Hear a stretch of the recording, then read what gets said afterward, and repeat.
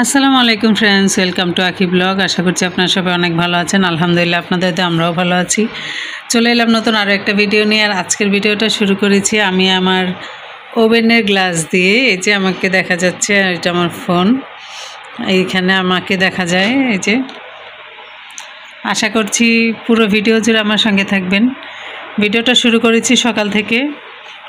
সকাল থেকে শুরু করে ভাবছি যে এই ভিডিওটা এখানেই শেষ করে দেবো। সারাদিন টুকটাক যে কাজগুলো করি সেটা আপনাদের সঙ্গে শেয়ার করব। তো এখন মনে হলো ভিডিওটা অন করতে গিয়ে মনে হলো যে এখানে যেহেতু আমাকে দেখাই যাচ্ছে, তাহলে এইটা দিয়ে আমি ভিডিওটা শুরু করি। তো কে কোথা থেকে ভিডিও দেখছেন সেটা নিয়ে অবশ্যই কমেন্ট করবেন। আর আমাকে যে দেখা যাচ্ছে কি না ক্লিয়ারলি সেটাও বলবেন। তো সকাল থেকে যেহেতু ভিডিওটা শুরু করেছি, তার মেন কারণ হচ্ছে আপনাদের সঙ্গে আজকে গল্প করব। গল্পের জন্যই মূলত ভিডিওটা এখান থেকে অন করা। গল্প দেখা যাচ্ছে কিন্তু আমাকে খুব সুন্দর করে, একদম ক্লিয়ারলি না দেখা গেলেও একটু ঝাপসা ঝাপসা দেখা যাচ্ছে। আচ্ছা, চলেন এবার সামনাসামনি কথা বলি। এইভাবে ধরে রাখলে তো রাখতেই পারবো, সমস্যা নেই। ঘর এলোমেলো, ঘরটার কোনো কিছু গোছানো হয়নি। এখন এই আয়নাতে আপনাদের সঙ্গে একটু কথা বলি। যেহেতু ওই আয়নাতে কথা বললাম, তাই এখানেও বলি। যেহেতু ভিডিওটা সকালবেলা শুরু করেছি, আগেই বললাম ঘরের কোনো কিছু গোছানো হয়নি। যেমন ছিলাম, ভদ্রলোককে স্কুলে দিয়ে এসে যেমন ছিলাম এমনই আছি। আর অদ্রি গেল পরীক্ষা দেওয়ার জন্য। আমি এখানে মনে হলো যে সারাদিন যদি সময় না পাই, তাহলে এখনই ভিডিওটা শুরু করে আপনাদের সঙ্গে একটু গল্প সল্প করে ভিডিওটা রেখে দেব। তো এই আয়নাও দেখা শেষ, এবার সামনাসামনি কথা বলবো, চলেন। তারপর সামনাসামনি কথা বলার জন্য চলে আসলাম। ভিডিওটা ঠিক আছে, এবার সামনাসামনি কথা বলার জন্য চলে আসলাম। ভিডিওটা যেহেতু শুরু করেছি, একটু গল্প তো করতেই হবে। আর আমার গল্পের টপিক কি সেটাও তো আপনারা সবাই জানেন। তো যেহেতু জানেন আমার গল্পের টপিকটা কি, সেহেতু নতুন করে বলার আর কিছুই নাই। তো এখন সেই টপিক নিয়ে আপনাদের সঙ্গে আলাপ করব। আমি গতকাল যে ভিডিওটা দিয়েছি, অনেকে হয়তো দেখেছেন, অনেকে হয়তো দেখেননি। গতকাল যে ভিডিওটা দিয়েছি সেখানে আমি বলেছিলাম যে আজকে একটু চামচামি করেই নিই, চামচামি করতেও মজা লাগে। তো সেটা নিয়ে আমার কিছুদিন ধরেই দুই একটা ভিডিওতে এমন কমেন্ট আসছে যে চামচামি করি আমি। তো এইগুলা নিয়ে কথা বলতে গেলে না অনেক বলা যায় আসলে, কিন্তু আমি বলতে চাচ্ছি না। যারা কিনা এই বিষয়গুলো নিয়ে কথা বলে তারা কি মনে করে বলে আমি জানি না। তবে এটা বলবো যে কাউকে নিয়ে কথা বলতে হলে তার সম্পর্কে মোটামুটি জানতে হয়। তো কে এটা আমি আসলে সেভাবে করে খুঁজে পাই নাই। আমি আইডিটা অনেক চেক করছি, যেহেতু ইউটিউবে শুধু নামটা দেওয়া থাকে আর পরে যদি কমেন্ট ডিলিট করে দেয় তখন কিন্তু এটা সন্দেহ জাগে মনের ভিতরে। তো এজন্য কমেন্ট করার পর যদি কেউ ডিলিট করে দেয় সেটা তো আর পরবর্তীতে পাওয়া যায় না, আমার জানা মতে পাওয়া যায় না। তো বিষয়টা সেরকমই হয়েছে। কমেন্ট এমন 2-3 বার হয়েছে আমার সাথে। কমেন্ট করে ঠিকই, কিন্তু পরে কমেন্ট আবার ডিলিট করে দেয়। কিন্তু কেন ডিলিট করে সেটা আসলে আমি জানি না। কমেন্টটা থাকলে আমি স্ক্রিনশট নিয়ে রাখতাম।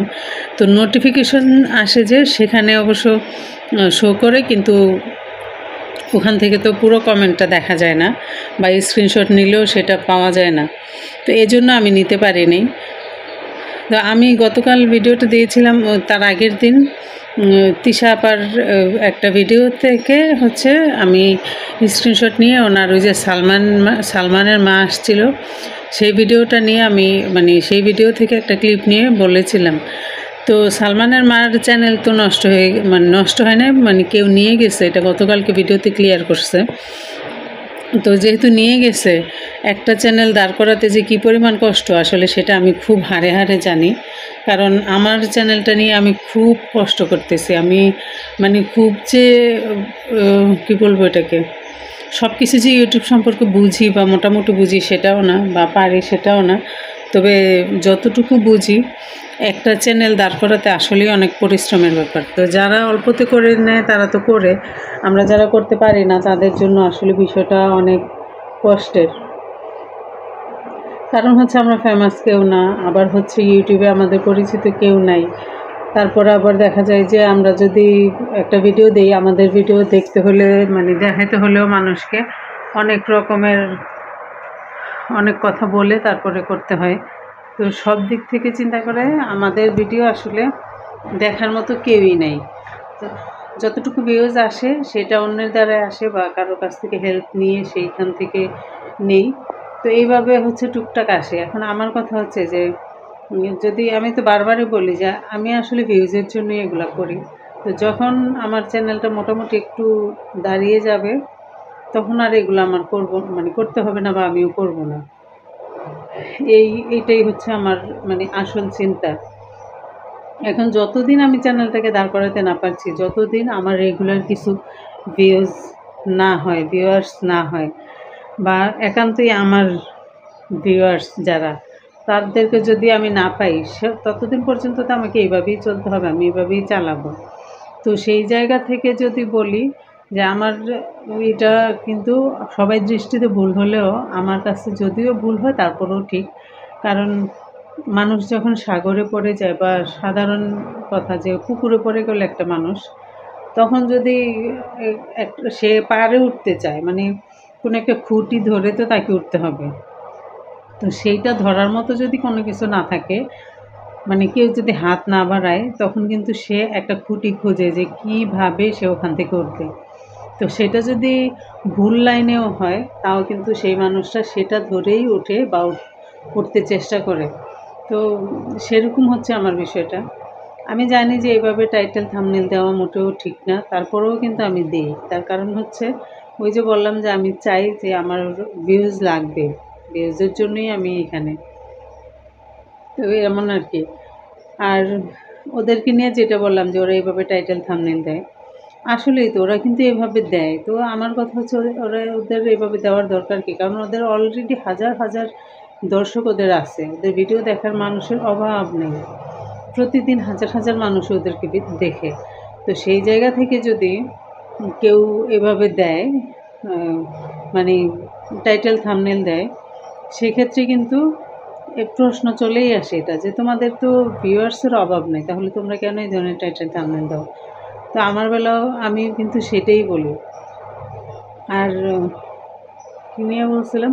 ও আচ্ছা, সালমানের মার যে চ্যানেলটা যে নিয়েছে, সালমানের মা বলল যে যে নিয়েছে সে মানতেই পারে না যে সেই মানুষের দ্বারা তার চ্যানেলটা চলে যাবে।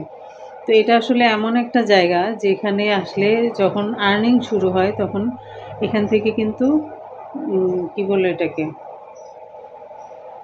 কী বলে, আর্নিং শুরু হলে মানুষের ভিতরে একটা লোভ ঢুকেই যায়। তো দেখলো যে সালমানের মা মোটামুটি সেখান থেকে ভালো টাকা ইনকাম করে।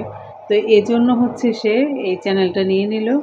আর চ্যানেলটা নিয়ে নেওয়ার পর সে করলো কি, সব কিছু চেঞ্জ করে দিল। তো ক্ষতিটা সালমানের মার হয়েছে, কিন্তু সব কিছু মিলিয়ে দেখতে গেলে এক হিসেবে সালমানের মার ভালোও হয়েছে, কারণ মানুষটাকে চিনতে পারছে, সে এই ধরনের ভুল আর পরবর্তীতে করবে না। ওই যে কথায় আছে না যে জীবনের মূল্য দিতে চাইলে অনেক কিছু ছেড়ে দিতে হয়, মানে জীবন বাঁচাইতে হলে। তো সালমানের মার ক্ষেত্রেও যে এই ভুলটা সে মানে এমন একটা বিপদে সে অন্য দিক দিয়েও পড়তে পারতো বা তার জানা যাইতে পারতো, সেটা হয়নি, চ্যানেলটা নিয়ে গেছে। যাক, ওই হিসেবেও তো উনি তো সেভ আছে, মানুষও চিনতে পারছে। উনি নেক্সট টাইম আর এই ভুল করবে না, আমার যতদূর ধারণা, করা উচিতও না।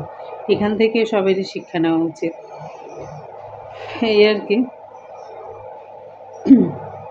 তো যাই হোক, দোয়া করবেন সবাই আর ভিডিওগুলো দেখবেন। আমি দেখি নেক্সট টাইম যদি এমন কমেন্ট পাই বা ওই ধরনের ওই কমেন্টটা করছে সে যদি আবারও কোনো রকমের কোনো কমেন্ট করে, তাহলে অবশ্যই আমি সেটা স্ক্রিনশট নিয়ে রাখবো আর স্ক্রিনে দিয়ে দিব, আমার ভিডিওর স্ক্রিনে দিয়ে দিব। তো তখন যে ভিডিওটা করবো ওই স্ক্রিনটাতেই দেব, এখন তো দেওয়া সম্ভব না। তো এই আর কি। যাই হোক, ভালো থাকবেন সবাই, দোয়া করবেন আমাদের সবার জন্য। আজকে আসলে কাজ অনেক বলতে আমার ইমার্জেন্সি একটা কেক বানাইতে হবে। কেকটা নিয়ে একটু ভুল হয়ে গেছে যে আচ্ছা, ওইটা যখন কেকটা বানাবো তখনই বলবো, চেষ্টা করব বানানোর জন্য। যদি বানাই তখন তো সেটা নিয়ে অবশ্যই বলবো। তো দোয়া করবেন, সবাই ভালো থাকবেন, আমাদের আপনারা সবাই আমাদের সবার জন্য অবশ্যই দোয়া করবেন। আর ভিডিওটা ভালো লাগলে অবশ্যই লাইক কমেন্ট শেয়ার করবেন। আর ভিডিওতে একটা লাইক দিতে কিন্তু একদমই ভুলবেন না, কমেন্ট তো অবশ্যই করবেন ভিডিও রিলেটেড। আমি জানি না কয়জনে দেখেন, আমার ভিডিও কিন্তু দেখে খুব কম মানুষে, এই জন্য এই কম মানুষগুলোকেই বলি, আপনারা প্লিজ যারাই আমার ভিডিওটা দেখেন তারা অবশ্যই চ্যানেলটা সাবস্ক্রাইব করে তারপর দেখবেন। তো ভালো থাকবেন সবাই, বিদায় নিচ্ছি সবার কাছ থেকে। মোটামুটি ছোট না, মাঝামাঝি সাইজের একটা ভিডিও দিলাম। তো ভালো থাকবেন সবাই, দোয়া করবেন আমাদের সবার জন্য। আল্লাহ হাফিজ।